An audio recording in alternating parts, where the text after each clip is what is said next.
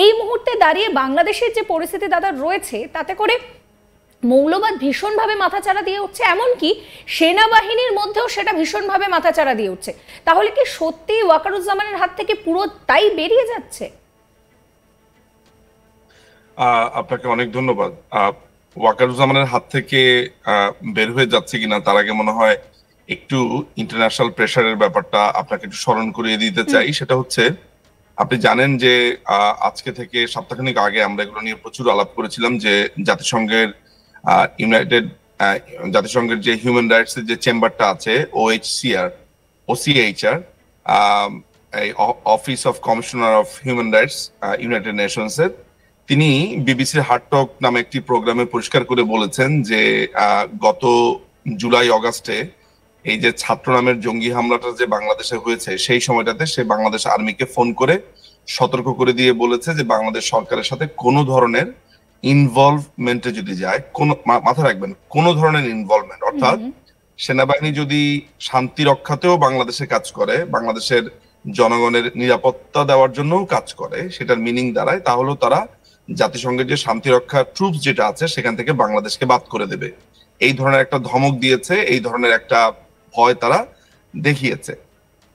তো যদি ঘটনাটা আসলে এমনই হয়, একটি সার্বভৌম রাষ্ট্রের উপরে এই ধরনের ঘটনা ঘটে, যেটা আপনার জাতিসংঘের যে নিয়ম কানুন গুলো আছে তার সম্পূর্ণভাবে পরিপন্থী, যে জাতিসংঘের কোনো অফিস বা কেউ এই ধরনের ভয় দেখানো, এই ধরনের আপনার হুমকি ধামকি এগুলো দিতে পারবে না।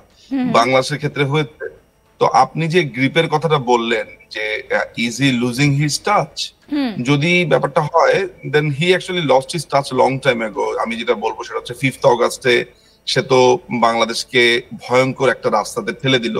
আপনারা নিশ্চয়ই দেখতে পাচ্ছেন বাংলাদেশের আইন শৃঙ্খলা পরিস্থিতি, বাংলাদেশের পুরো মন্ত্রণালয় থেকে শুরু করে প্রত্যেকটা জায়গাতে অরাজকতা চলছে। কোনো মেয়েরা বাস থেকে বের হতে পারে না, মানুষজন 5টা বা 6টার পরে সাধারণ মানুষই বের হতে ভয় পায়। এই ধরনের অসংখ্য ঘটনা, আর তার সঙ্গে তো রীতিমতো হিন্দু নিধন যজ্ঞ তো চলছেই সেখানে। হিন্দু নিধন তো একেবারে ডে 1 থেকে বা before that 5th of August থেকে তো চলছেই। সেগুলো নিয়ে তো আমরা আন্তর্জাতিক আদালতে অভিযোগ দায়ের করেছি, বলেছি। কিন্তু এখন বাংলাদেশে যেন একটা ভূমি হয়ে গেছে, এভরিডে 3 বছর 4 বছরের নারী, মানে ভয়ঙ্কর অবস্থা।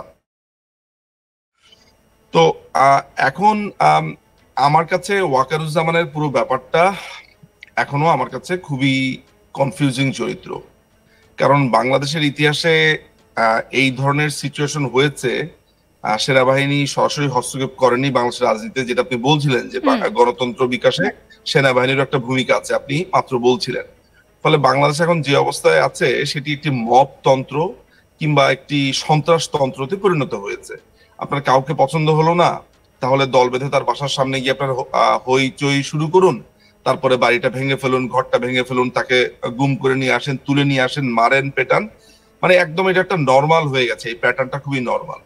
তার মধ্যে আপনার যারা এই জঙ্গিদের প্রধান, এই সমন্বয়ক নামের যে হাবাদুল্লাহ থেকে শুরু করে যারা যারা এখানে আপনি নাম শুনেছেন, দেখেছেন, সার্জিস, এদের ক্ষেত্রে যেটা হয়েছে, তারা প্রতিনিয়ত সেনাবাহিনীকে ধমকাচ্ছে।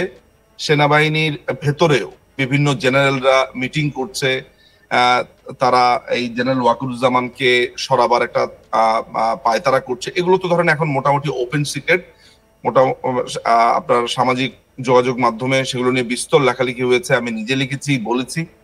ফলে একটা কথা বলা যেতে পারে যে ওয়াকারুজ্জামানের হাত থেকে গ্রিপ হয়তোবা সরেনি, এটা বলা যেতে পারে, কিন্তু তার যে ভয়ানক লেভেলের সাহসের অভাব এবং সে ভুলক্রমে যে সেনাবাহিনীতে যোগ দিয়েছে, তার আসলে 10টা থেকে 5টা কোনো একটা জায়গাতে অফিস করার কথা ছিল, কিংবা কোনো প্রুফ রিডিং করার কথা ছিল। আসলে খুবই নিরীহ কোনো একটা জবের দরকার ছিল, কিন্তু ভুলক্রমে সে বাংলাদেশের সেনাবাহিনীতে এসেছে। এবং এটাও মনে করি যে তাকে সেনাবাহিনীর প্রধান হিসেবে মানে এখন এই জায়গাতে এসে মনে হচ্ছে যে সে একটা অকার্যকর, এটাকে আমরা কি বলতে পারি, যে একজন সেনাবাহিনীর প্রধান বাংলাদেশের এরকম অরাজকতা দেখেও যে নিশ্চুপ থাকে, নির্জীব থাকে, তাকে আমার আসলে বলবার কিছু নেই। খুব ভয়ঙ্কর একটা অবস্থা।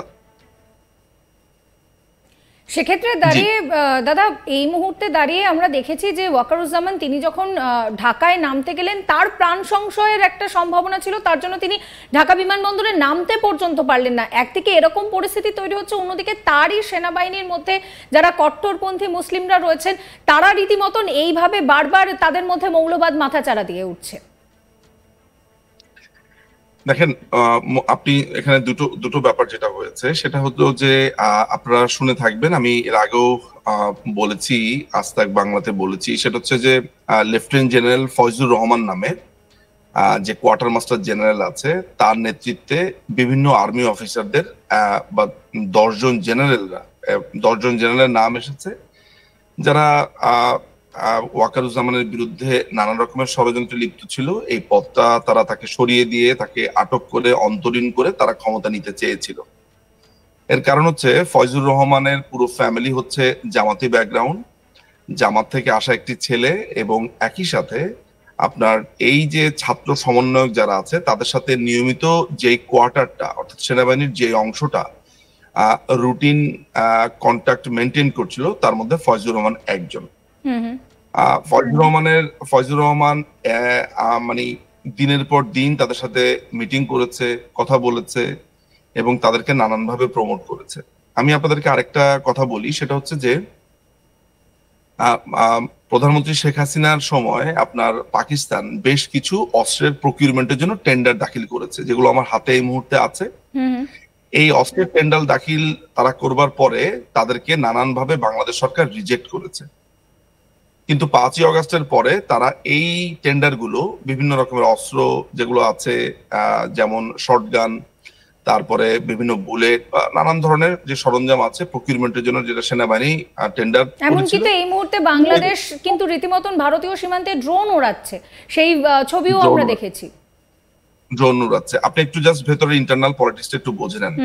তো পাকিস্তান এই অস্ত্রগুলো আপনার বাংলাদেশকে আবারও টেন্ডার দাখিল করে সেগুলো কিনতে চায়। এগুলো পুরো সমন্বয়টা করছে হচ্ছে এই ফয়জুর রহমান, এই মোহাম্মদ ফয়জুর রহমান এগুলো সমন্বয় করছে। আমার কাছে সেই টেন্ডার গুলোও আছে, সেই প্রুফ সহই আছে। আপনি জানেন যে এই 5ই আগস্টের জঙ্গি হামলাতে পাকিস্তানের একটা প্রচ্ছন্ন ভূমিকা ছিল, এবং এটা জেনে রাখেন যে ইউক্রেনের যুদ্ধে যেই অস্ত্রগুলো ব্যবহৃত হয় সেগুলো কিন্তু মিয়ানমার হয়ে বাংলাদেশে আসার পেছনে চায়নার, মিয়ানমারের একটা ভূমিকাও ছিল, এবং একই সাথে পাকিস্তান থেকেও বেশ বড় ধরনের অস্ত্রের চালান এসেছে, এক্সপ্লোসিভ এসেছে, অস্ত্রের চালান এসেছে।